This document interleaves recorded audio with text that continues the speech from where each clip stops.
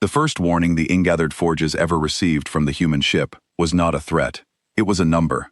A single line of cold figures pushed into every furnace channel at once, into every overseer's reading stone, and it said only how long the great shipyard world of Kal Soren had left to exist. 11 hours. Then 10. Then 9. Forge Warden to seek. Morrow read the count 3 times before he understood that it was not a malfunction.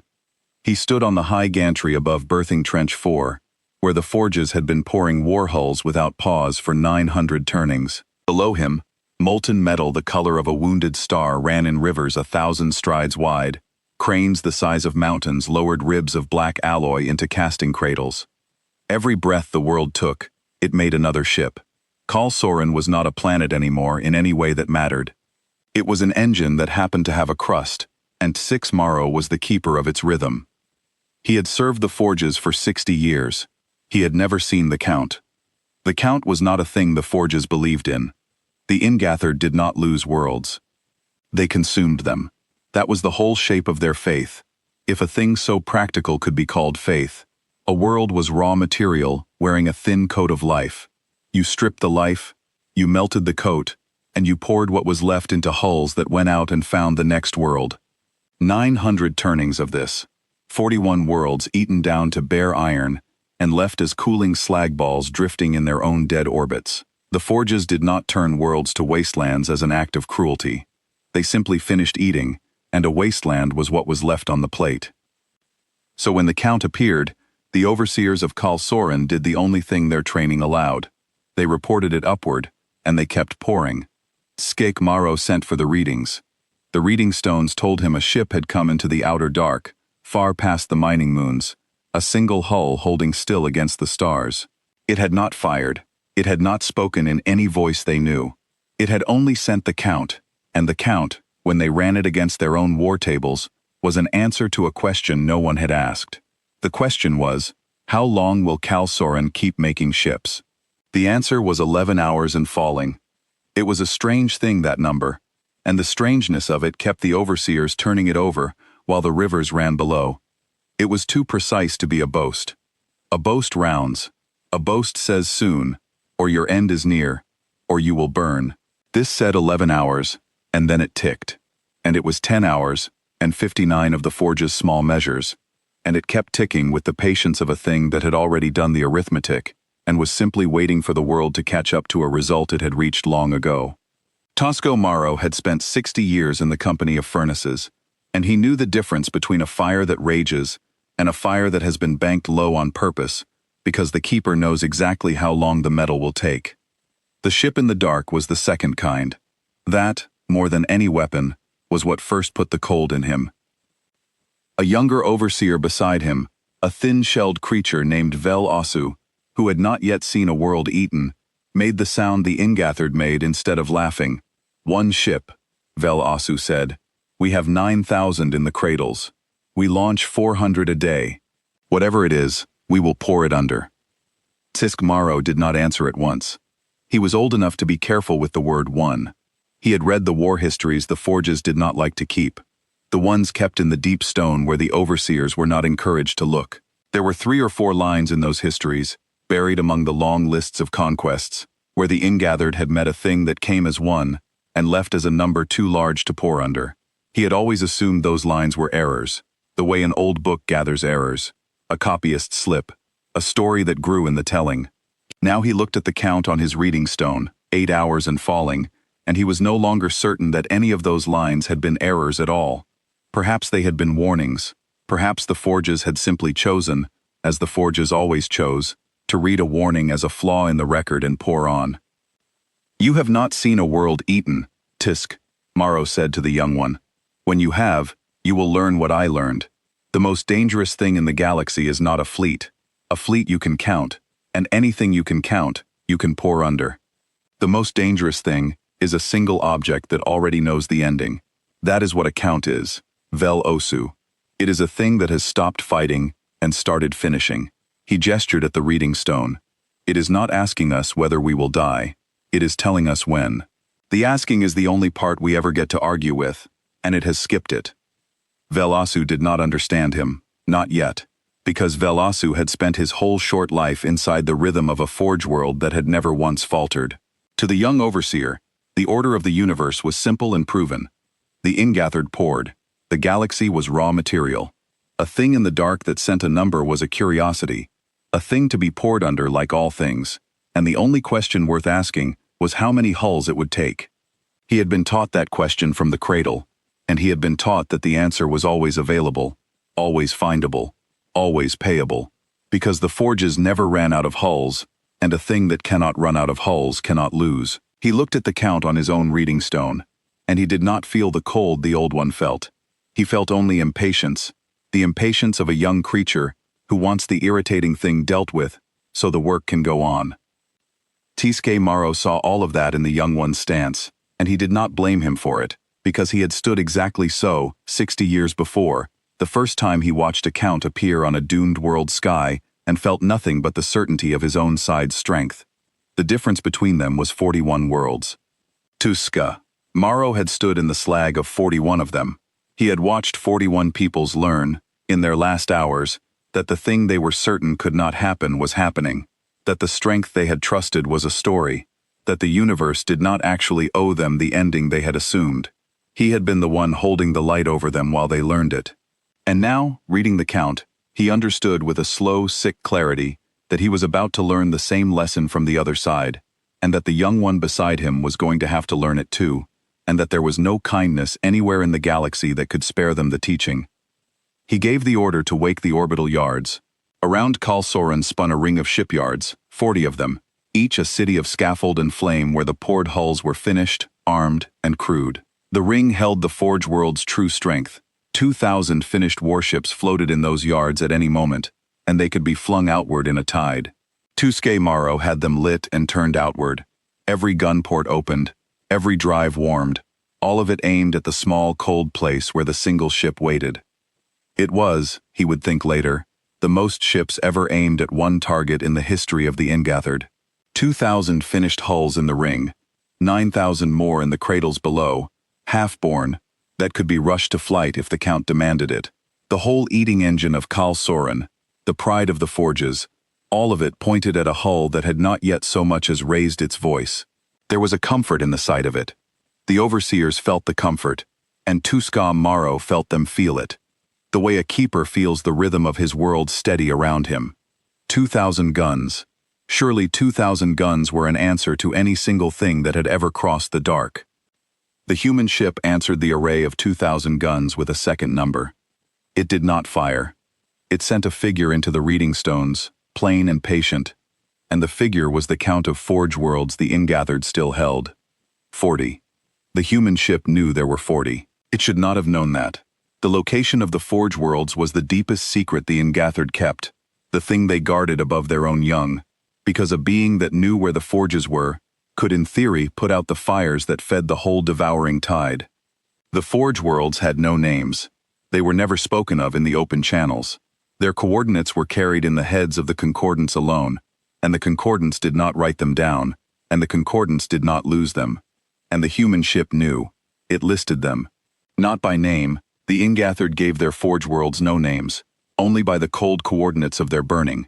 40 lines of figures laid out one after another, with the dreadful neatness of a ledger that has been kept for a long time by a careful hand. And then beneath that list, it placed one more line, and the line was the only words it would speak that whole first hour. The line said, "We have already been to the other 39. Tsuke Maro felt the gantry go cold under his feet, though the trench below him still ran with molten star metal. He understood, in the way an old keeper of rhythm understands when a rhythm has stopped, that the ship in the dark had not come to Kalsoran first. It had come to Kalsoran last, somewhere out in the long night, while the forges poured and counted their endless ships and ate their endless worlds. This one hull had been moving from forge to forge in a silence so complete that not one of the 39 had lived long enough to send a warning. 39 fires put out, one after another, and the concordance had not even known they were going dark, because the forges did not check on one another, they only poured. He turned to the channels then, frantic, and asked. He asked the other forge worlds to answer. He sent the call that no forge warden had ever needed to send in 900 turnings. The call that said, "Are you there? Are you pouring? Are you a light? And the channels gave him back silence, world after world, fire after fire. 39 silences laid end to end like the 39 coordinates on the human ship's ledger. Only Kal Soren answered, because only Kal Soren was left to answer, and the cold in 6 Morrow went all the way down. He turned to Velosu, who had stopped making the laughing sound. Send to the concordance, 6 Morrow said quietly. Tell them the fires are going out. Tell them they have already gone out, all of them but ours, and that we did not even feel them go. Tell them something has come to finish the meal we started. He looked again at the count, 7 hours. He had the strange thought, standing there, that the human ship was not threatening him at all. It was simply telling him the truth, the way the forges had always told their worlds the truth in the last hour before the strip mining began. You will end. Here is when. We are not angry. This is only what is left when the eating is done. The forges had a phrase they spoke to a world they were about to eat. An old phrase, almost gentle, that the overseers murmured over a doomed crust, the way one might murmur over a sleeping child. The phrase meant, roughly, the meal is set. Sok Morrow had spoken it himself over a dozen worlds. The Ingithard had said that to 41 worlds. Now something had learned to say it back, and it had learned the phrase exactly, every weight and turn of it, and it was speaking it now, in figures across his reading stone. And the only difference between the human ship and the forges that Tiska Morrow could find, in that first cold hour, was that the human ship had not come hungry. It had come finished. It already knew how the meal ended. It had simply arrived to set the last place. The human ship had a name, though it did not give it. The name lived only inside its own hull, in a small steel room, 3 decks below the bridge, where a loadmaster named Pel Orin was counting shells. That was Pel Orin's whole work, and he had done it for 30 years. He was not a fighter. He had never fired a gun in his life. He counted what went into the guns, and he made sure that what went in was the right thing in the right number at the right moment, and that nothing was ever wasted. On the manifest, his ship carried no glorious title.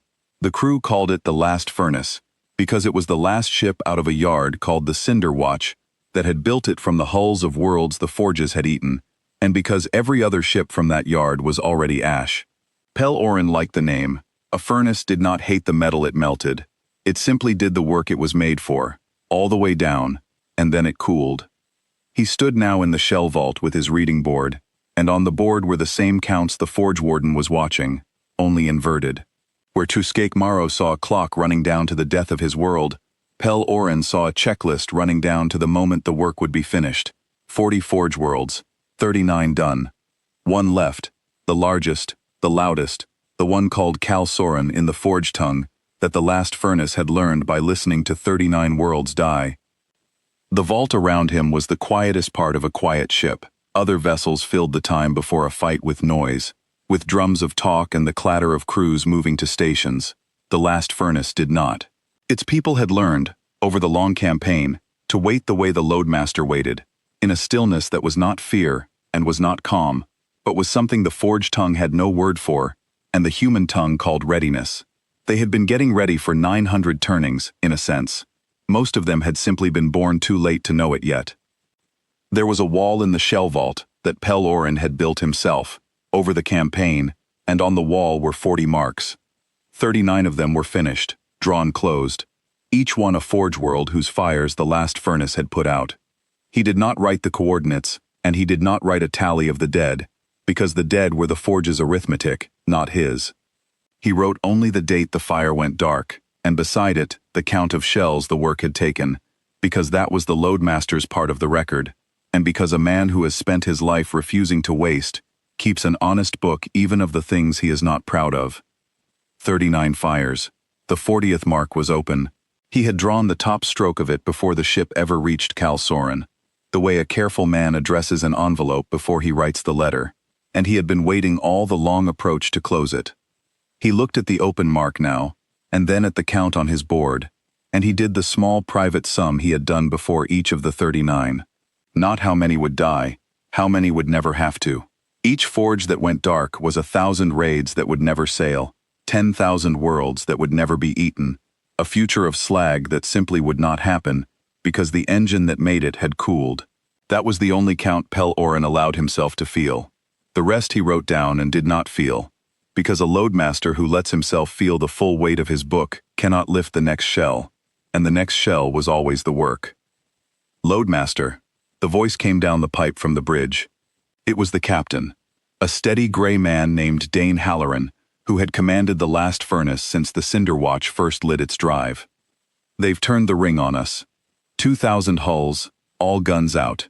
What do you read on the racks? Pellorin ran his hand down the board. Full and balanced, Captain. We have not spent more than we planned at any of the 39. We are not low on anything. He paused. They turned 2,000 on us. The other 39 turned an average of 400. This is the big one. This is the last one, Halloran said. After this, no more ships come off these worlds, ever. You understand what that's worth. Pellorin understood. Everyone on the last furnace understood. In the bone, in a way no order had to make them feel. They were not from the green worlds of Earth's heart.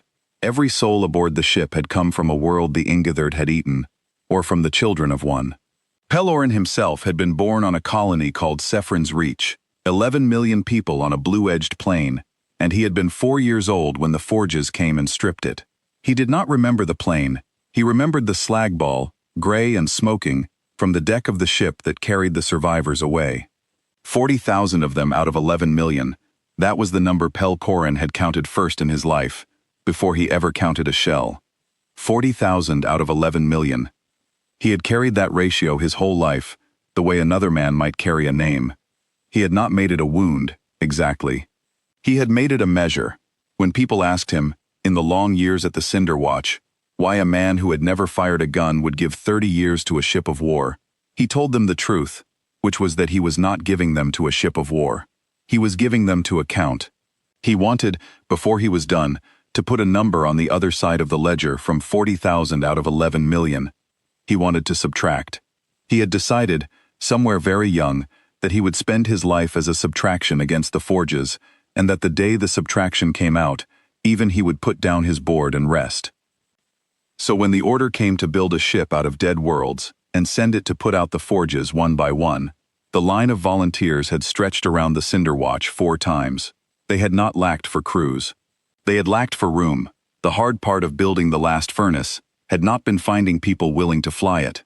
The hard part had been choosing, from a galaxy of the bereaved, the few hundred who would go in place of the millions who could not. The Cinder Watch itself was a thing the Forges would not have understood, because the Forges built nothing they did not feed on. It was a yard hung in the dark between 3 dead suns, far enough from any living world that no raid had ever found it, built by survivors out of the very wreckage that had made them survivors. The hulls of the Cinder Watch were forge hulls, recovered and remade. The metal of the last furnace had once been a forge ship, or a piece of 40 of them. The light in its deep racks had been learned from the light that killed the worlds that built it. There was a grim circle to all of it that the crew did not speak of, but all of them carried.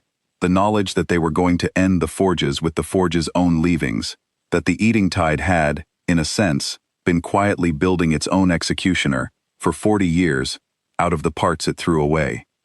Pellorin had come to the Cinder Watch at 16, a boy with a number in his head and no trade, and an old quartermaster there had taken one look at him and said the thing that decided his life. You want to fight the Forges, the old one had said, but you have no anger left to fight with. Only counting. Good. Anger misses. Counting does not. Go and learn the racks. So Pellorin had learned the racks, and he had learned them so completely that when the last furnace was finally crewed, there had been no argument about who would keep its book. A ship built to end an empire with exactly enough shells and not one more needs. Above all things, a loadmaster who never miscounts. He had not miscounted in 30 years. He did not intend to start at the 40th world. The count's at 7 hours, sir, Pellorin said. Do we hold it there? We hold it there, Halloran said. I want them to feel every minute of it. I want every overseer on that world to watch the clock the way they made our people watch theirs. Then we begin. It was not cruelty, and Pellorin knew the captain well enough to know he did not mean it as cruelty. It was a lesson.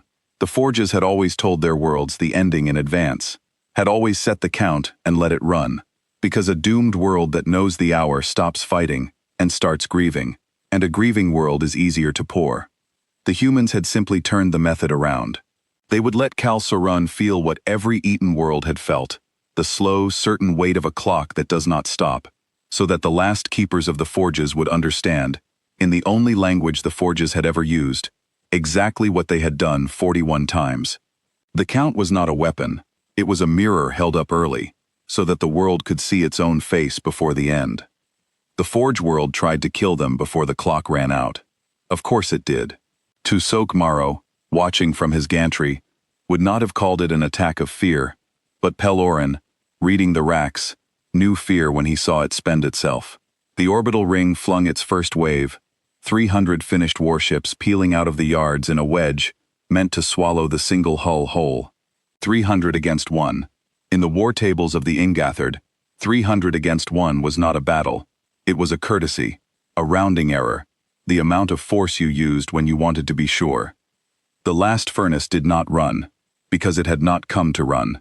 It opened 40 of its gun ports. Only 40. Pelorin himself chose the loads. Lance shells the Cinderwatch had grown specifically to bite through forge alloy, because the loadmaster of a ship that had killed 39 worlds had learned exactly what forge alloy was, and exactly what it took to end it. 40 shells went out. 300 ships did not come back. The lance shells did not strike the hulls. They struck the drives, the soft burning hearts where the poured metal had not yet fully cooled into armor, and the wedge of 300 turned itself into a slow expanding ring of cooling debris before it had crossed half the distance.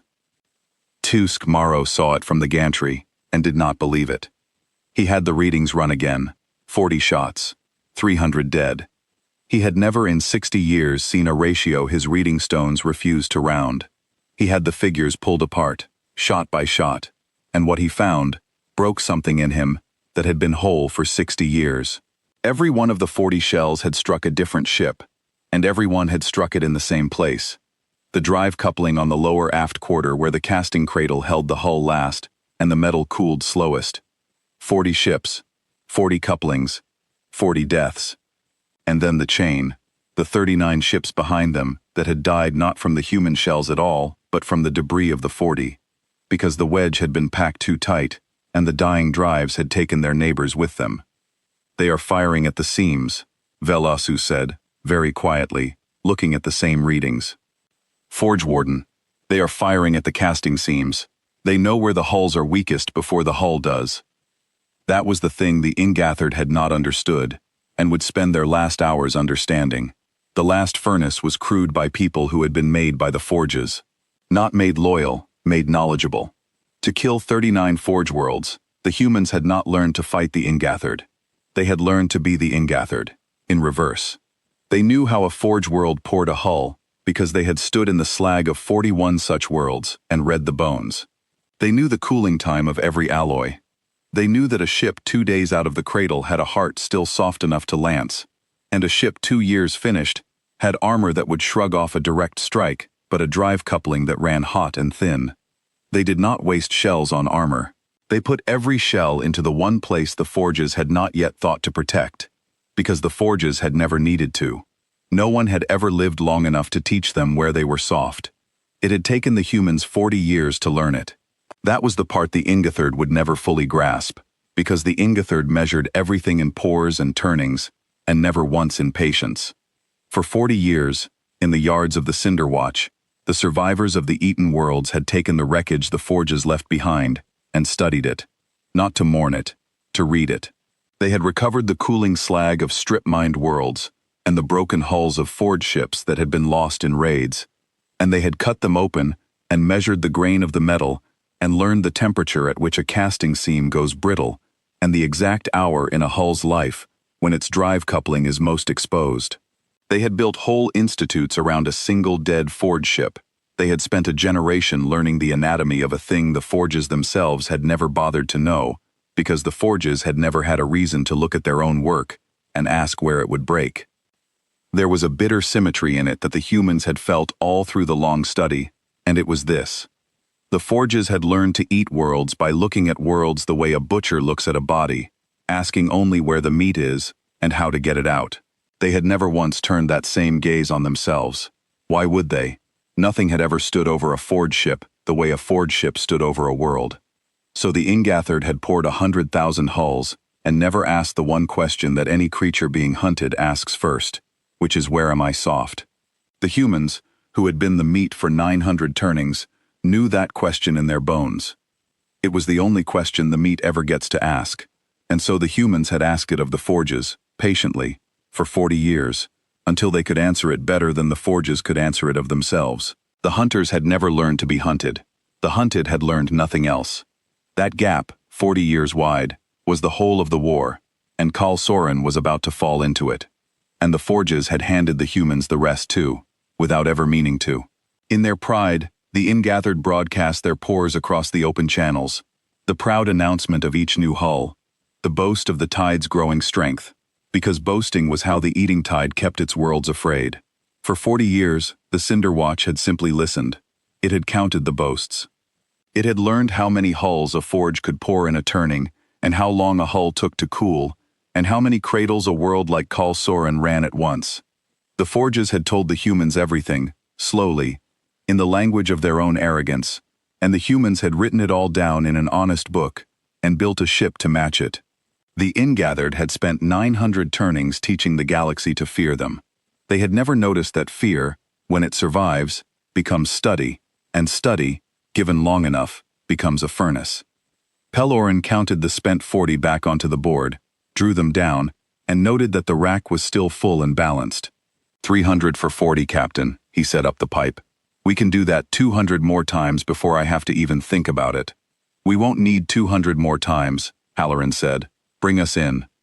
The last furnace began to move toward Kal Soren, and the forge world flung the rest of its ring at it. 1,700 warships came off the yards in the next hour, in waves and walls, and finally, in a single panicked tide, as the overseers stopped trying to be clever and simply tried to put enough metal between themselves and the count to make it stop. They flung finished hulls and half-finished hulls. They flung the cradle ships, the 9,000 half-born things from the birthing trenches, rushed out with crews of overseers because there were no soldiers left, drives barely lit, armor not yet poured. They flung everything Kal Soren had ever made, or was in the middle of making, the entire industrial heart of the greatest forge world the Ingathered had ever lit, all of it aimed at one ship, the size of a single yard section. And the last furnace walked through it. Pelorin would remember the next part as the busiest hour of his 30 years, because the loads had to change for the cradle ships. The finished hulls you lanced at the drive. The half-born hulls you did not even need to lance. You put a single airburst above the soft poured metal, and the heat of your own shell finished the cooling wrong, and the hull came apart along the seams the casting had left. He called the loads, and the gunners fed them, and the ship moved through a sky that had become solid with forge metal, and it did not slow, and it did not turn, and it did not stop counting. The work of it was not glory. Pelorin wanted that understood. Later, when the few who lived to tell it tried to make the campaign into a song, there was no song in the shell vault. There was a board, and a count, and a man's hand moving down it, and the steady voice of the captain on the pipe, and the gunners feeding the loads the loadmaster called, one after another, with the unhurried rhythm of a crew that had done this 39 times before and had stopped being afraid somewhere around the 8th. They did not cheer when a wave died. They did not curse the enemy. They had used up their cursing decades ago, in the yards, over the slag of their homes. What was left was the work, and the work was a subtraction, and Pelorin did it the way he had always done it, cleanly, evenly, without waste, because waste was the one sin a loadmaster could never be forgiven, and because every shell wasted on armor was a shell not spent on a seam, and every seam was a world. Tusko Morrow watched 2,000 Finnish ships die in an hour. He watched the 9,000 cradle ships die in less than that, because they had never truly been ships at all, only the world's intention to make ships, and the human hull had come specifically to end intentions. He stood on his gantry above berthing trench 4 and he understood, with the clear, terrible calm of a keeper whose rhythm has fully and finally stopped, that the ship below the count had not been threatening Kal Soren. It had been promising it, and humans, he was learning, kept their promises in numbers. There was a moment, near the end of that hour, when the last great wall of the ring came apart. 200 finished hulls flung out together in the closest thing the panicked yards could manage to a fist, and the human ship met them without slowing, and Tiskmaro saw the shells go out, and saw the wall come back as a cooling cloud, and he found that he had stopped thinking of the last furnace as a ship at all. A ship was a thing that fought. A ship had a chance of losing. What was crossing the sky of Kalsoran was not fighting. It was finishing a sum that had been started somewhere out in the dark a long time ago, and the ring of Kalsoran, the pride of the forges, was only the last few figures it had left to carry. He tried in that hour every answer the forges had. He had the yards throw their hulls in a wide net instead of a fist, so that the human ship could not catch them all in one cloud, and the human ship simply took the ones nearest its course and let the rest fly past into the dark, where they could not turn around fast enough to matter, and lance them at leisure as they came back. He had the cradle ships rushed out cold, with no drives lit, to drift as obstacles, a wall of dead metal for the human ship to climb over, and the human ship put one airburst into the wall, and the cold, soft hulls cracked along their unfinished seams, and became a wall of fragments that hid nothing. He had the mining moons themselves brought into it, the great unarmed haulers that fed the trenches, flung at the human ship as battering things, and the human ship read them for what they were, soft and slow and full of ore, and did not even waste a shell on them, only moved aside, and let them sail on into the dark forever. Every answer the forges had was an answer built for a world that could not fight back. Against a thing that fought back better than they did, the answers were not answers. They were only more metal, poured into a fire that had been waiting 900 turnings to be fed. And all through it the Count ran. That was the part Tiskmaro could not stop watching, even as he tried to look away. The human ship was destroying the entire industrial strength of the greatest forge world in the tide, and it was doing it without urgency, without a single sign that it considered the work difficult or the outcome in doubt, with the same patient pace at which the Count ticked down, as if the battle and the clock were the same thing, as if the killing of 2,000 finished ships and 9,000 half-born ones was simply what filled the hours between 11 and 0. The forges had taught the galaxy that the eating tide was unstoppable. They were learning now, world by world and hour by hour, that there had been something in the dark all along that was simply more unstoppable, and that it had been patient enough to let them believe otherwise for 40 years. The Count on his reading stone read 4 hours. Forge Warden, Velosu's voice had lost all its scorn. There is nothing left to throw. The ring is gone. The cradles are empty. We are a world with no ships. No, Tiskmaro said. We are a world that was always all we were. The ships were only what we did to other worlds so that we would not have to be one ourselves. He looked down into the molten river that had birthed 100,000 killers. Now we are going to find out what it is to be on the plate. He sent one more message to the Concordance, the far council of the Ingathered, that ruled the eating tide from a fortress none of the Forge worlds had ever seen. He told them plainly what was coming. He told them the human ship was not a raider, and not a fleet, and not a weapon they could answer. He told them it was a furnace, and that it had come to do to the Makers exactly what the Makers had done to 41 worlds, no more and no less, and that there was a terrible justice in it that he, an old keeper of rhythm, could not pretend not to see. He told them, too, that the other 39 fires were already out, and that no one had warned anyone, because the forges had built a tide that did not look back, and that the not looking back was the wound the human had found and was now pouring its whole campaign into. The Concordance answered him with an order he did not obey. It told him to scuttle the Forge world, to crack Kalsoran's own crust from within, to deny the human ship its prize, to turn the world to a wasteland by the Ingathered's own hand, rather than let it be turned by another. It was the oldest defense of the Forges, the thing they did to a world they could not hold, and it had a cruel logic, because a dead world was no victory for anyone. The scuttling stones sat ready in the deep of Kalsoran, as they sat ready in the deep of every Forge world. A final answer the Ingathered kept for the day they could not win, the same answer they had forced on a dozen worlds that had tried to fight back. Crack the crust, drown the trenches in their own molten heart. Leave nothing for the enemy but a slag ball, and call it a victory, because at least it was a slag ball of your own making. Tiskmaro stood with his hand over the scuttling stone for a long time. Then he took his hand away. He would not crack his own world to spite the thing that had come to crack it. If Kal Soren was to become a wasteland, let it become one honestly, by the hand of the people it had made into wastelands first. He had eaten 41 worlds in his service.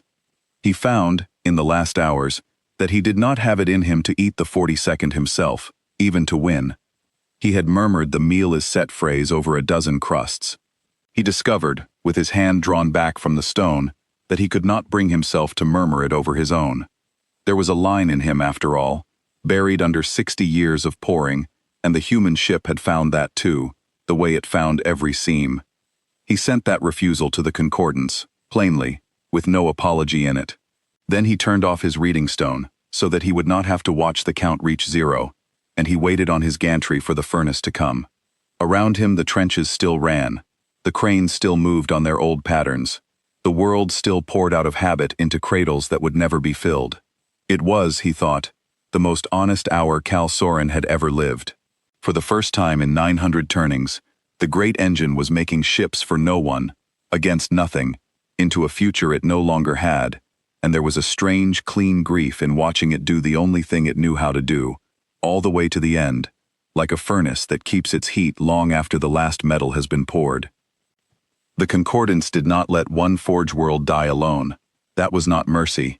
It was arithmetic. Kal Soren was the last and the greatest, the poor world that fed the others, and to lose it was to lose the tide itself. So the concordance did the thing the ingathered had never once done in 900 turnings. It called the eating tide home. Across the long night, the warships of the ingathered turned from the worlds they were in the middle of eating, and ran for Kal Soren. They came from 40 directions, from raids and sieges, and slow strip minings half finished, leaving worlds half alive, that would now, by the strangest mercy in the galaxy, be allowed to keep living, because the killers had been called away. They came in their thousands, then their tens of thousands, until the dark around Kal Soren was not dark anymore, but a slow gathering brightness of drive flares, the largest fleet the ingathered had ever assembled in one place, summoned to defend the engine that had built every hull in it. Out in that dark, on the worlds the killers were leaving, the strangest thing in the whole war was happening, and no one who caused it would ever see it. A colony called Avon's Hollow had been 11 days into its own strip mining, its sky already split by the unmaking light, its oceans already boiling, its people already counting their last hours, when the forge ships above it simply stopped. The light went dark, the hulls turned, and the killers that had been 3 days from finishing the meal lit their drives and ran for the horizon and were gone, and a world that had been certain it was about to die found itself, against all sense, still alive under a wounded but unbroken sky. They did not know why. They would build their whole future on a mystery they could not solve, the night the killers left. There were a dozen worlds like Avon's Hollow that night, a dozen peoples who would tell their grandchildren of the hour the death ships turned and fled and never came back, and not one of them would ever learn that the reason was a single cold hull above a forge world they had never heard of, calling the killers home to die. The last furnace would never know their names, the freed worlds would never know its dark. That was the shape of the mercy. It went out into the dark and did its work, and asked for nothing back, not even to be understood.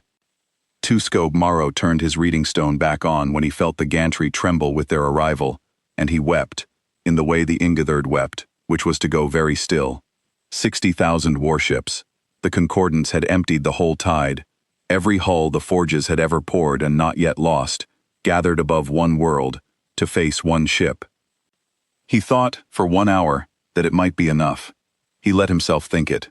60,000 was not 300, and not 1,700. 60,000 was a number with its own gravity, a number large enough that even the human ledger, surely, had to stop somewhere short of it. He stood on his gantry and watched the brightness gather, and he allowed the old comfort to return, the comfort of the crowd, the comfort the ingathered had lived inside for 900 turnings, the certainty that there is no problem in the galaxy that cannot be solved by pouring enough metal at it. He had felt that comfort over 41 worlds. He felt it now. And some cold, quiet part of him, the part the human count had woken, watched him feel it, and was not comforted at all, because that part had begun to understand that the comfort of the crowd was exactly the thing the furnace had come to feed on. On the last furnace, the bridge had gone quiet. Captain Dane Halloran stood at the forward glass and watched the brightness gather, and beside him an old gunner named Seth Bray read the gathering off her own board and gave a low whistle. 60,000, sir, Seth Bray said. They called the whole tide. Every ship that was out eating somebody is here now. Every ship that was out eating somebody, Halloran repeated, is now not eating somebody. Do you understand what just happened, Bray? We didn't just stop 40 Forge worlds. We pulled the teeth out of every raid in the galaxy at once. There are worlds out there tonight that don't know why the killers left. They'll never know. They just get to keep living. He let that sit. That's worth a hard hour, Loadmaster. Pel Oren's voice came up the pipe, steady as a metronome. Captain. 60,000. What do the racks say? There was a pause while Pel Oren did the only thing he had ever truly been good at, which was honest counting.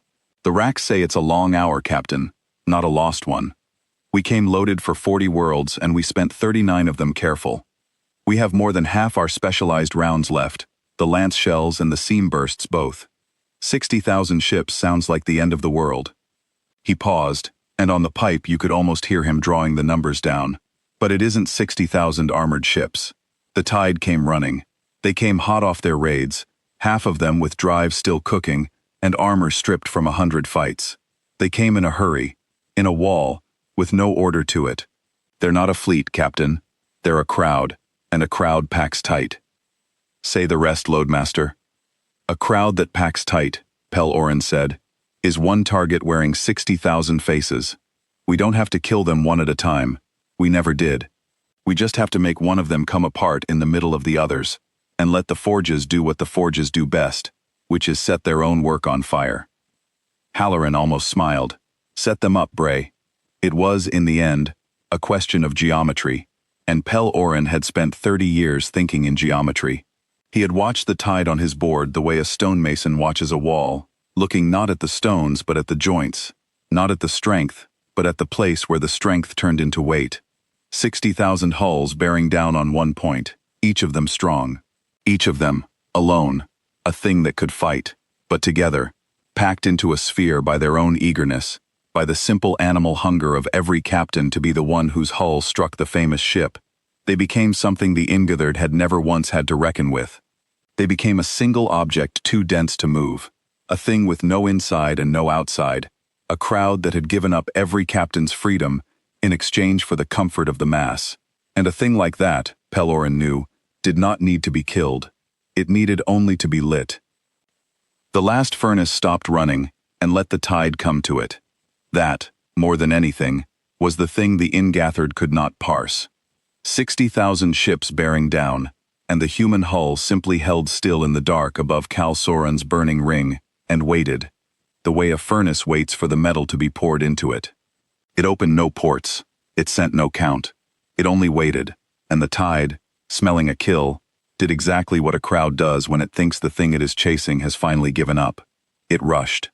60,000 drive flares folded inward toward one point, faster and tighter, every captain in the tide wanting to be the one whose hull struck the famous ship, packing closer and closer, until the void around the last furnace was a solid sphere of forge metal so dense that the ships at the center could no longer maneuver at all.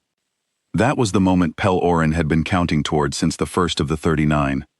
He had explained it once, on the long approach, to a young gunner who could not understand why the loadmaster of a ship facing an empire seemed so calm.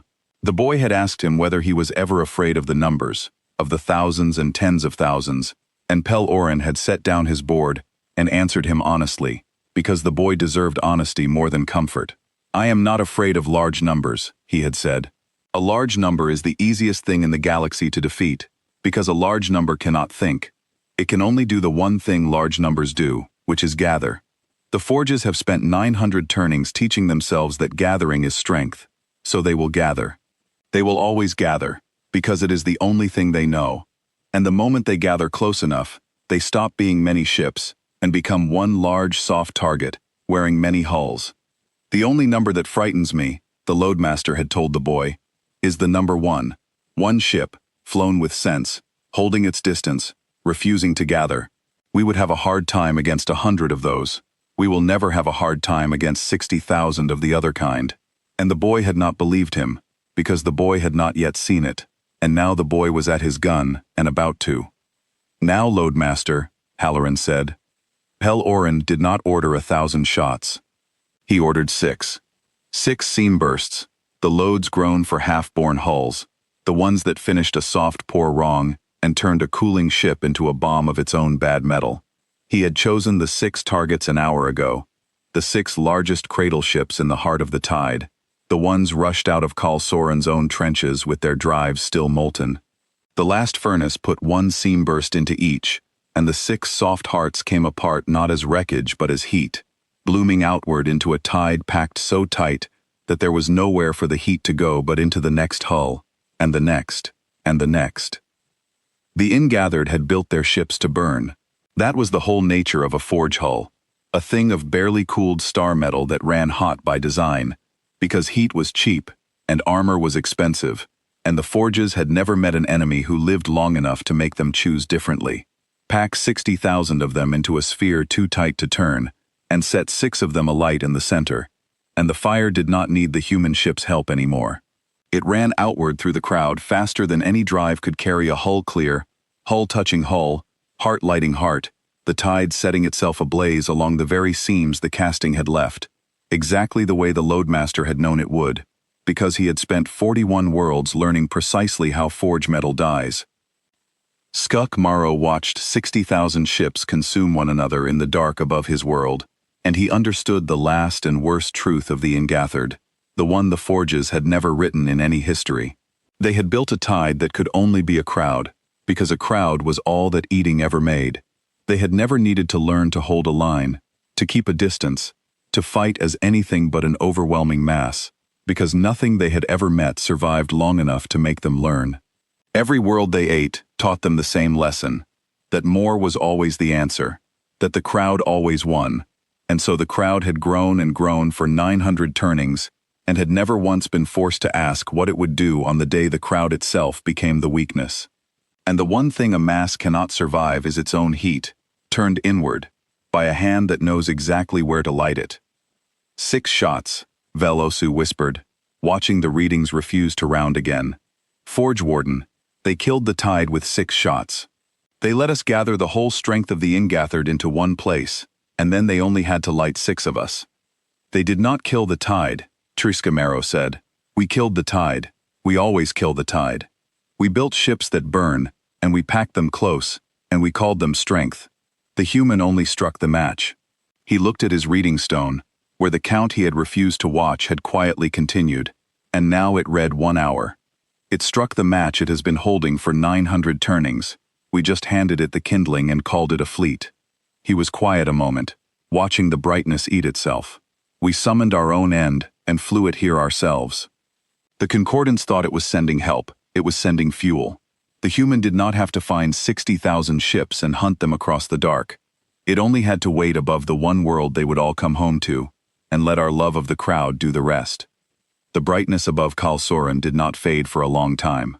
60,000 hulls, the entire eating tide of the ingathered, the gathered murder of 41 worlds, burned itself out in a slow expanding cloud of cooling metal that would drift in the system for 10,000 years, a ring around a world, the way the slag balls of the eaten worlds drifted in their own dead orbits. The forges had made rings of 41 worlds. Now they had made one of their own ships, and the symmetry of it was so exact that Tiske Maro, who had kept the rhythm of Kal Soren for 60 years, could only stand on his gantry and hear, for the first time in his life, the rhythm fully stop. In the shell vault, Pel Orin counted the 6 spent seam bursts back onto the board and drew them down, and the rack barely noticed they were gone. 6 shells. He sat with that for a moment, the Loadmaster who had spent his whole life refusing to waste, and he found that he could not even be glad of how little it had cost, because the cheapness of it was the saddest part. 60,000 crews. The forges had poured 60,000 hulls and crewed them and flung them across the dark to die, and it had taken 6 shells to end them, because the forges had built their strength out of a thing that was not strength at all, only quantity, and quantity dies cheap. He thought of the crews.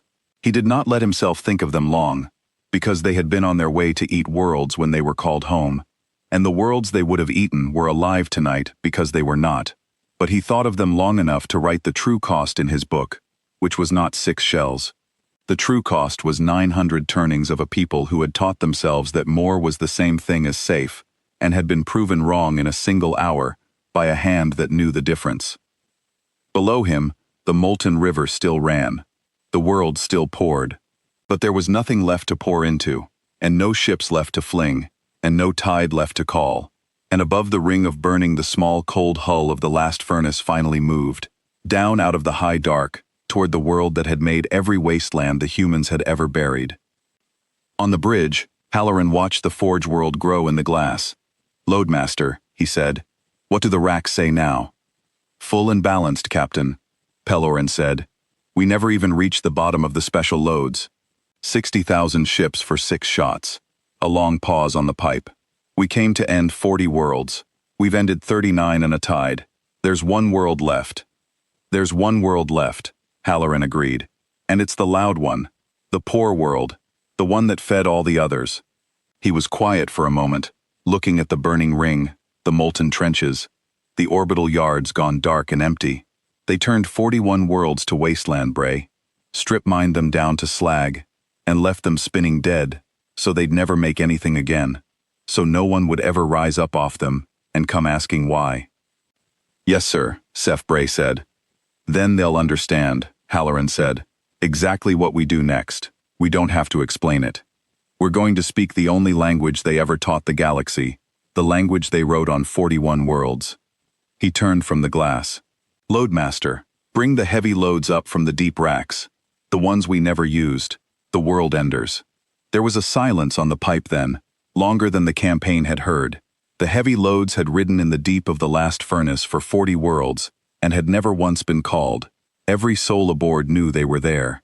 No one had ever quite let themselves believe they would be used, because to use them was to cross a line the humans had drawn for themselves at the very start. A line they had sworn they would only cross at the last world, against the loudest fire, in the one place where the message had to be written so large that no forge could ever pretend not to have read it. Down in the shell vault, Pelloran set his hand on the board, and for the first time in the whole long campaign, he was not counting hulls. He was counting how long it would take to turn the last forge world into the thing it had made of his own. And he found, doing the sum, that his hand was not quite steady, because the line they had sworn to hold was about to bend, and a loadmaster, who had spent 30 years never wasting a thing, now had to decide, before the captain's order reached the racks, exactly how much of a world a furnace was allowed to take.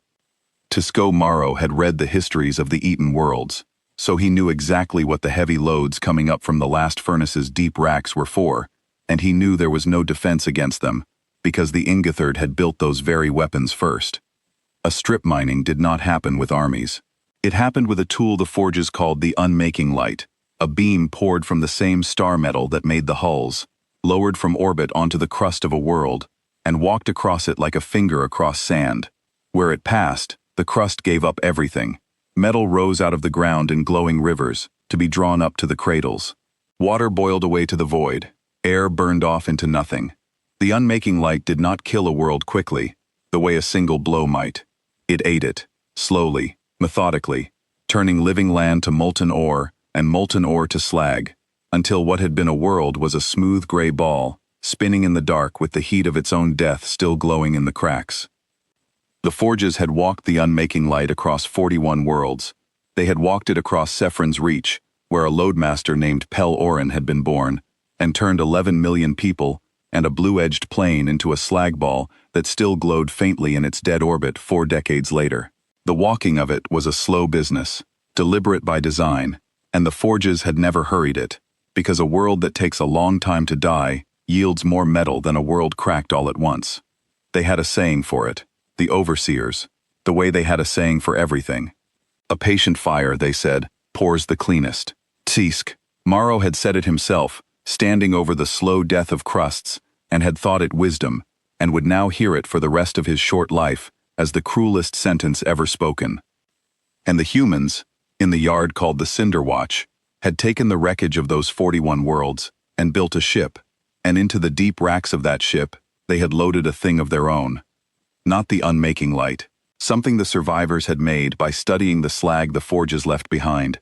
learning the exact temperatures and the exact frequencies, until they could pour a light of their own that did to a forge world precisely what the forge world had done to theirs. The crew did not call it the unmaking light. They had a simpler name, the kind a furnace yard gives a tool. They called it the answer. It had taken them, like everything, a long time. They had recovered the cooling slag of their own dead worlds, and read in it the signature of the beam that killed them, the way a healer reads a wound to know the blade. They had spent 20 years learning to make a light that could do the same work. And then, when they had it, they had spent 10 more years arguing about whether they would ever use it, because the survivors of the eaten worlds knew, better than anyone in the galaxy, exactly what it was they were learning to make. They had buried their own arguments in the building of the ship. They had set the heavy loads in the deep racks, and they had sworn an oath over them, the whole yard, every soul, and the oath was the line, and the line was this: the answer would only ever fall on the making, and never on a world. The arguments had been the hardest part of building the last furnace, harder than the metal, harder than the light. There had been a faction at the Cinder Watch, and it was not a small one, that wanted no line at all. They had stood in the slag of their own worlds. They had counted their own dead. They had asked, with a grief that no one could answer easily, why the Forges should be granted a single mercy the Forges had never granted anyone. Burn their worlds, this faction had said. Burn them to slag balls, every one. Give them back exactly and only what they gave us. Let them drift dead in their orbits, and let the galaxy see what is owed. It was a fair argument. It was, in a cold way, a just one, and it had lost, in the end, not because the other side was kinder, but because the other side asked a harder question. If we burn their worlds, an old shipwright had said, then we have proven nothing, except that we can do what they did. We will have spent 40 years and 10,000 lives to become a second Ingathard. The galaxy will not have ended the eating tide. It will only have changed which hand holds the light. And then someday, somewhere, the children of some world we burn will build a ship of their own out of our leavings, and they will come for us, and they will be right. So the line had been drawn, and it had been drawn in the one place that made the war worth fighting, not at the forges.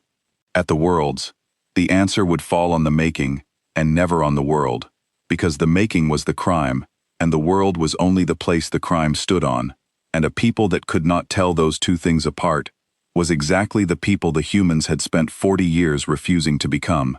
Pel Orin had stood at the swearing of the oath, a young man then, and he had sworn it with the rest, and in 39 worlds since he had kept it, walking the answer across trench and cradle and yard, and never once across a living crust, because the line was not a rule imposed on the campaign. The line was the campaign. It was the whole and only difference between the furnace and the thing it had come to put out. The world has no defense against this, Vel Asu said, watching the last furnace settle into a low, slow orbit, watching its deep ports open one by one. We never built one. We never needed one. We were always the ones who held the light. We never imagined being under it. No, Tuskesh, Maro said.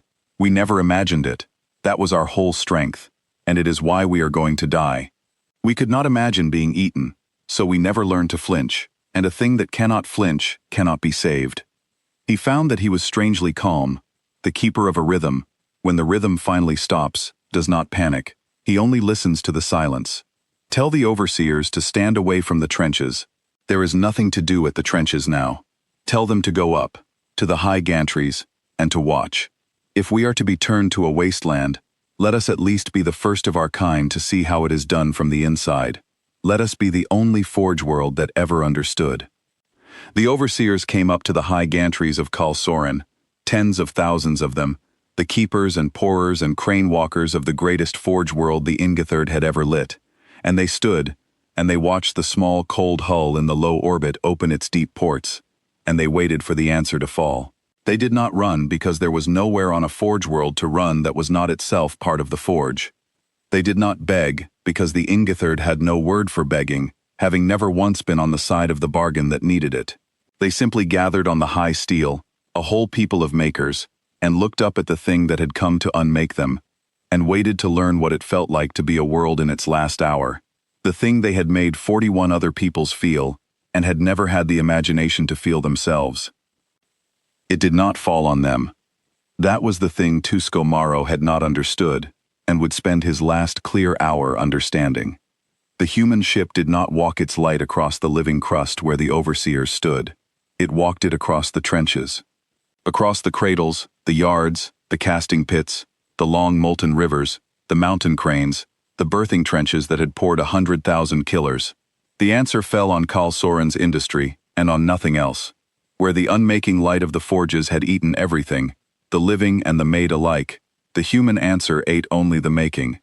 It walked across birthing trench 4, and the trench did not run with molten star metal anymore.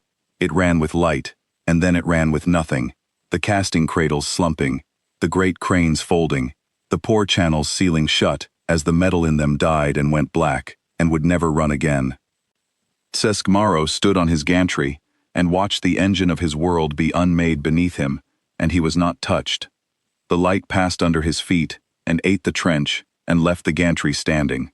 He understood then that the humans had measured this too, the way they measured everything. That the loadmaster 3 decks down in the cold hull had counted not only how to end the forge, but how to spare the keepers, and that the sparing was not an accident, but a message, written in the one language the forges had taught the galaxy, and then answered in a grammar the forges had never thought to use. The message was, "We are not you." He thought about the loadmaster then, though he did not know there was a loadmaster, did not know the name Pel Orin, did not know that 3 decks below the cold hull's bridge, a man who had counted 40,000 survivors at the age of 4, was now counting, shell by shell, exactly how much of Kal Soren a furnace was allowed to take. Tusko Morrow did not know the man, but he understood the hand. He had been a keeper of a rhythm for 60 years, and he knew the work of a careful hand when he saw it. And the unmaking of his world was the most careful work he had ever witnessed. Not one beam strayed onto the crust. Not one gantry of overseers was touched.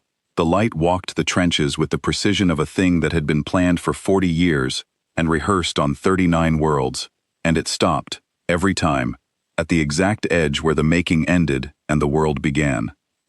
"They are not eating the world," Velasu said, and there was something in his voice that the ingathered had no word for, because they had never felt it. "Forge Warden, they could eat the world. They have the light. They are not eating it. They are only killing the part of it that makes the killing. They are leaving the crust. They are leaving the air. They are leaving us. They are turning the forge to a wasteland," Tusko Morrow said softly, "and leaving the world alive under it. They came 900 turnings of revenge, and they stopped at the exact line we never even knew was there. The line between the thing that makes Wastelands and the world that has to carry it." He watched the molten river below go black and still and dead. "We never saw that line. That is why we made 41 Wastelands. We could not tell the difference between a world and an engine. The human told the difference with a beam, to the width of a trench. It took the last furnace 4 hours to walk its answer across the whole industry of Kal Soren. The orbital ring, the 40 yards, the 2,000 empty cradles, the 9,000 dark birthing trenches, the casting pits and the pore channels, and the mountain cranes, and the long rivers of star metal. All of it went black and cold and final, sealed shut by a light that knew the exact temperature at which forge metal dies and never lives again. 4 hours. The same patient pace the forges had used on living worlds. The patient fire that poured the cleanest, turned now upon the makers, but turned with a discipline the forges had never once shown, because every hour of it, the light could have widened, could have slipped from the trench to the gantry, could have taken the keepers along with the kilns, and it never did. The patience that the forges had used to wring the last metal from a dying world, the humans used to make sure they took no more than they had sworn to take. Same patience. Opposite oath. Down in the shell vault. Pel Orin did not watch the light fall. He read it.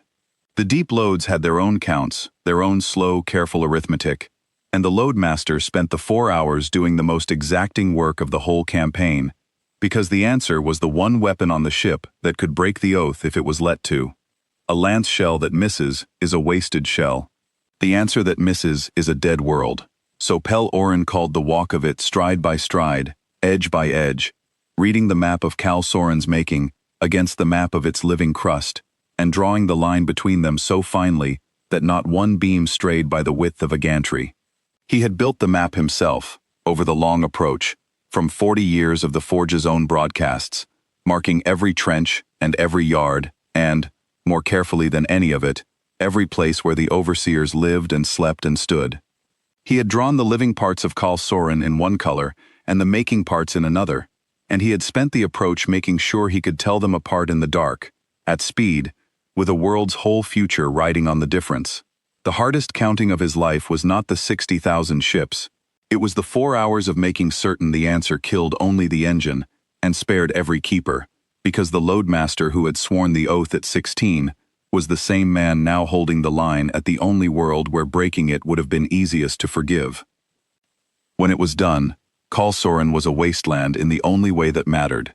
It would never pour another hull. The greatest engine the Ingathered had ever built was slag, smooth and gray and dead, and it would drift in its orbit for 10,000 years exactly as the eaten worlds drifted in theirs.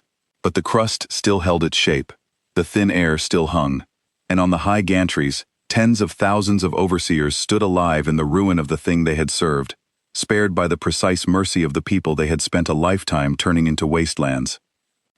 The last furnace closed its deep ports. The count on Tiski Maro's reading stone reached 0, and then, instead of darkness, it printed one more line, the only words the human ship had spoken since the list of 40 worlds. The line said, "The making is over, the world may live. Tell the others what a wasteland is for." Tusk. Maro read it, and he understood that it was an order, and that he would obey it, because there was no longer any tide to disobey it for. The Ingathered were finished, not their worlds, their making. 60,000 ships burned in the ring above him. 40 Forge worlds sat dark and unmaking across the long night, their trenches sealed by a light they had taught the galaxy to fear, and never thought to fear themselves. The eating tide that had turned 41 living worlds to slag would never pour another hull, never light another raid, never walk the unmaking light across another blue-edged plain where some 4-year-old child stood who would grow up to count the survivors. Forge Warden. Velasu had come to stand beside him on the dead gantry, and the young overseer was looking up at the small, cold hull as it began, at last, to rise out of the low orbit. What do we do now? We are a forge world that cannot forge. We are the Ingathered who have nothing to ingather. What are we, if we do not eat? Tusko. Maro looked a long time at the black and silent trenches that had been the rhythm of his whole life. We are a world, he said, only a world, the thing we turned 41 others into, and never once had to be ourselves. He felt the strange weight of it, the terrible lightness. The human did not destroy us, Vel Osu. It did something worse and better. It took away the only thing that let us never be a world. Now we have to learn what every world we ate already knew. How to live on a crust without eating anyone else's. He turned from the trenches. That is the wasteland they made of us, not the slag, the mirror. They put a slag ball in our sky and a slag engine under our feet, and they left us standing between them, alive, with nothing to do but look at both and understand which one we used to be and which one we are about to become. The Concordance of the Ingathered did not believe Forge Warden Tiskask Maro's report. It could not. To believe it was to accept that a single hull had walked from forge to forge across the whole tide and put out every fire, that the gathered strength of 60,000 ships had burned itself to a ring in 1 hour, that the greatest poor world the Ingathered had ever lit now sat dark and unmaking with its keepers alive and ashamed on its gantries. The Concordance had built its entire rule on the certainty that the forges could not lose. So it did the thing certainty always does when the truth arrives. It sent more. It scraped the last of itself together, the home guard of the fortress world, none of the forge worlds had ever seen, the 800 warships the Concordance kept for its own defense, and had never once flown, and it flung them outward to find the human ship and unmake the impossible thing it had done. 800 fresh hulls, the best the forges had ever poured, crewed by the only soldiers the Ingathered had left, who had never lost a fight because they had never fought one. They came out of the fortress world like a held breath finally let go, the personal guard of the masters of the eating tide, the ships kept so secret that no forge warden in 900 turnings had ever laid eyes on them, and they flew with the terrible confidence of a force that has never been tested, and therefore believes it cannot fail. They found the last furnace waiting for them in the dark between the forge worlds, exactly where the Count said it would be. On the bridge, Captain Dane Halloran read the 800 drive flares climbing out of the long night and turned to his gunner. "Bray, that's the home guard. That's the last of them. That's the Concordance itself flying its own front door at us." 800, sir, Seth Bray said. "Fresh hulls, best they've got, and they're flying in a real formation, finally. Tight lines, held distances. Somebody over there learned something." "Somebody over there learned the wrong thing," Halloran said. "They learned to hold a distance. Loadmaster." Pell Oren's voice came up the pipe, and for the first time in the whole campaign, there was something almost gentle in it. "I see them, Captain. 800. A real formation." A pause. They held their distance because they watched the tide burn, and they understood it was the packing that killed it. So they spread out. "They think they solved us." Another pause, and on the pipe you could hear the loadmaster drawing a line on his board. "But a held distance only saves you from your own heat. It doesn't save you from a ship that fires at seams. We spread, or we pack. It's all the same, to a shell that goes where the metal's thin." They learned the lesson of the crowd. They never learned there was a lesson under it. "Say the rest, Loadmaster." "The rest is short, Captain," Pell Oren said. "We have the special loads for exactly 840 hulls left in the racks. They sent 800. The Cinder Watch counted this campaign to the last shell before we ever lit the drive. They knew how many ships the Ingethard could ever make. They built me enough to end every one of them, and 40 to spare." He let that sit a moment. "We're not going to run out, Captain. They are." It was the truth, and it was the strangest truth of the whole war, and the Ingethard would never quite believe it even as it killed them. The humans had not come with an army's worth of ammunition. They had come with an accountant's. Before the last furnace ever left the Cinder Watch, the survivors had done the sum that the forges, in 900 turnings, had never once thought to do. They had counted the enemy. Not roughly, exactly. They had studied 40 years of recovered wreckage and intercepted pores, and they had worked out how many hulls the forges could field at the absolute height of their strength. Every yard pouring, every cradle full, the tide and the home guard and the half-born all summed together, and the number had come out to a little under 50,000. So they had loaded the last furnace with a little over. Enough for every ship the Ingethard could ever have. Enough. When the tide had burned itself and the worlds had gone dark and the home guard came flying out of its secret fortress, that the loadmaster could look at his board and see the campaign's whole arithmetic come out even at last, with 40 shells to spare, the way a careful man balances a ledger he has been keeping his entire life. There was a thing the home guard did, in its last hour, that none of the rest of the Ingethard had done in the whole war, and it was the only thing in the campaign that gave the crew of the last furnace pause. The 800 slowed.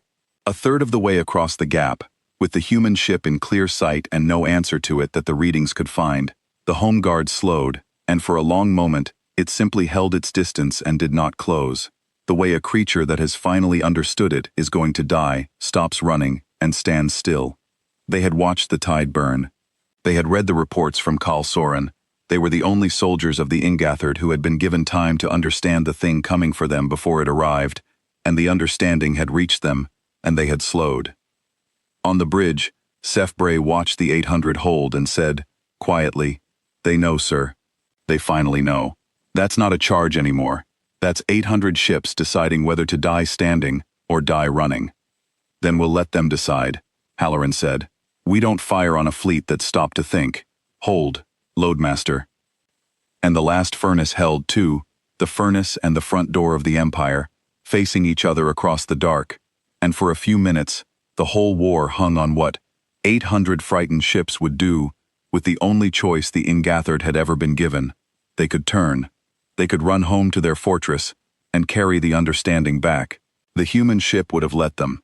Pell Oren had the loads ready and his hand still, and he would have drawn them all back onto the board unspent and been glad of it, because 800 ships that turned and lived were 800 crews who would teach the fortress what the gantries of Kal Soren were already learning. But the home guard did not turn. After the long-held minutes, they lit their drives and came on, in their tight formation, into the certain end, because they were the personal guard of the masters of the eating tide, and they had been built to believe that turning was the one thing the Ingethard could never do. They chose the charge. And the choosing of it, Halloran thought, was the last and saddest proof of everything the humans had come 900 turnings to end. Even given the one chance the Forges had never given anyone, the Forges could not imagine taking it. The 800 Home Guard ships came on in their tight-held formation, and the last furnace did not pack them and did not need to. It simply fired at the seams. Lance shells at the drives of the finished hulls. One shell, one ship. The loadmaster choosing each target with the cold, patient certainty of a man who had counted shells for 30 years and had never once miscounted. The Home Guard had learned to hold a distance, and the distance saved them from each other and from nothing else. The last furnace walked through the last fleet of the ingathered, the way it had walked through the first, taking the drives, taking the seams, spending one shell where the Forges had built one weakness, and the 800 best hulls the ingathered had ever poured came apart across the dark in a long, quiet line that did not even have the dignity of a burning ring. Pel Oren counted the spent shells back onto the board and drew them down, and at the bottom of the racks, for the first time, there was space. 800 for 800, Captain, he said. We have 40 special loads left. 40 exactly. We came with enough to end every ship the Ingatherd could ever build, and we end the campaign with 40 in the rack. A long pause on the pipe. It's the cleanest count I've ever closed. Halloran stood at the forward glass and watched the last fleet of the Forges drift, cooling into the dark. Behind him, the bridge was silent. 40 Forge worlds, dark and unmaking. The Eating Tide, a ring of slag. The Home Guard, a quiet line in the void. The Concordance had nothing left to send. There was nothing left to send. Bray, Halloran said at last. Open a channel to the Fortress world, the one they thought we'd never find. We found it, sir? Loadmaster found it, Halloran said. He found it the same way he found everything. He counted. 40 Forge worlds poured for one master. A master that big has to sit somewhere the poor can reach. He drew the lines back from 40 worlds, and they crossed in one place. A grim quiet. We've known where the Concordance lives for 2 years, Bray. We came here last on purpose. We wanted them to watch every fire go out first. We wanted the masters of the Eating Tide to sit in their secret fortress and count their own worlds going dark, one by one, 39 and then 40, until the last thing they had left to send was their own front door. Then we wanted them to send it, and then we wanted them to have nothing left at all, so that when we finally spoke to them, they would have no choice but to listen, because there was no longer any answer they could give but listening. The channel opened, and the last furnace spoke to the Concordance of the Ingathered, for the only time. It did not send a count. The campaign was over, and there was nothing left to count down. It sent words, the captain's own words, plain and slow, in the Forge tongue the ship had learned from 40 dying worlds. You turned 41 living worlds to wasteland, Halloran said, and called it eating, and told yourselves it was only what was left on the plate. We came out of the slag of those worlds. We built one ship from your leavings, and we ended your tide, your yards, your 40 fires, and your Home Guard, and we did it with shells to spare, because your strength was never strength. It was only a crowd that had never met a furnace. We could turn your fortress world to slag right now. We have the light, we have the count, we have 40 loads left, and you have nothing to throw. But we are not going to. Listen closely, because this is the only mercy you will ever be shown, and it is more than you showed anyone. We turned your making to wasteland, and we left your worlds alive. Every Forge world still spins, still holds its air, still carries its keepers, who are standing on their dead gantries, learning for the first time what it is to be a world and not an engine. We turned the tide to a ring, and we let the crews of half the galaxy's raids go home. There are worlds out there tonight that will live now, that would have been slag by winter, and they will never know your killers left, because a single furnace called them home to die. You will never make a warship again, not because we burned your worlds, but because we burned your trenches and left your worlds. You will have to live on them now. You will have to be the thing you ate 41 times and never once had the courage to be. That is the wasteland we made of you, not the slag, the mirror. Tell your young what a wasteland is for. It is for stopping. We made one of your making, so that you would never make one of anyone's living again. The fires are out. The pour is over. The ingathered are done. Go and learn how to be a world. The last furnace closed the channel, and it did not wait for an answer. because there was no answer the concordance could give that the campaign had not already given for it. It turned its small, cold hull toward the long night and lit its drive for home, and the 40 dark forge worlds fell behind it, one by one, each spinning alive in the ruin of its own making, each keeper on each dead gantry learning the same hard lesson at the same hour. It left the fortress world untouched, its crust whole, its air held, its masters alive inside it with nothing to rule, and nothing to send, and nothing to do, but carry the message outward to whatever was left of the ingathered, which was 40 mute worlds full of makers who would never make a killing thing again. On the gantry of Kal Soren, Forge Warden Tiski Morrow watched the human ship's drive flare dwindle until it was only another star, and then not even that. Beside him, young Velosu had not moved in hours. "It's gone," Velosu said. "It came 900 turnings of revenge, and it left 40 worlds alive. I don't understand. We would have eaten them. If we had won, we would have eaten Earth down to slag, and never thought of it again. Why didn't they finish us? They had the light. They had the count. They had every right we ever claimed and more." Six Morrow was quiet for a long time, looking at the black trenches that had been the rhythm of his whole life and would now be silent forever. "Because finishing us would have made them us," he said at last. "And the whole of what they came to prove, across 40 worlds and a tide and a home guard, was that they are not us. We turned worlds to wasteland because we could not tell a world from an engine. They turned our engine to wasteland and left our world standing, to the width of a trench, so that the difference would be written where even we could read it." He let out the long, still breath the ingathered let out instead of weeping. "We measured strength in how many we could eat. They measured it in how many they could spare, and theirs was the greater number. Vel Osu. It was always the greater number. We just never knew there was a count we were losing." He turned from the dead trenches at last, and looked at the tens of thousands of overseers still standing on the high gantries of Kal Soren, alive in the ruin, with nothing left to pour, and nowhere left to send it, and no tide left to feed, a whole people of makers, who had suddenly, terribly, mercifully, been given nothing to make but a life. "Come," Tusk Morrow said to them, his voice carrying across the silent yards. "The fires are out, the pour is over. There is no more eating to keep us from being what we are." He looked up one last time at the empty place in the dark where the furnace had been. "There is a world under our feet. For the first time in 900 turnings, it is only a world. Let us go down off these gantries and learn how to stand on it."